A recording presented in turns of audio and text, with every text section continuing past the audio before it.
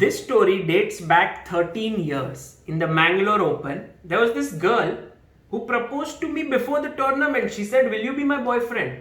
And I was like, should I be or not? Well, it's a tournament. We have to decide it after that. Right now, we have to play chess. The girl was like, okay, I have to prove to this guy that I'm good enough. So, in the 5th round of the tournament, she's playing with white. Her opponent is an IM. She opens with 1 e4, e5, knight to f3, knight c6, d4, the Scotch.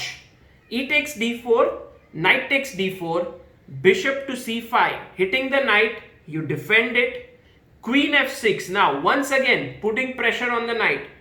White, the main move is c3 here, keeping everything solid, but very aggressive move by the girl. Knight to b5, hitting the pawn on c7. Black took the bishop, and now of course you cannot pick this up because knight c7 is met with king d8. The knight is hanging and there's also mate on f2, so that doesn't work.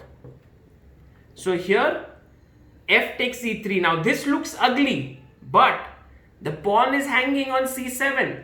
How do you protect it? The main move and the best move here is to give a check, g3, and then go back. And then black is doing pretty well in this position. If you take here on b2, then after knight c3, this is big problem because rook b1 is going to trap the queen and also c7 is hanging. So not a great idea. In the game, the international master played his queen to e5. This is a fine move right now, defending the pawn. Now the girl went knight to d2. Very, very smart. She wants to maybe attack the queen and then this pawn would hang. The best move for black is king d8 and black is still in the game, although you really don't want to be losing your castling. But the move that was played was a6. Now, time to pause your video and try to figure out how does white win this game.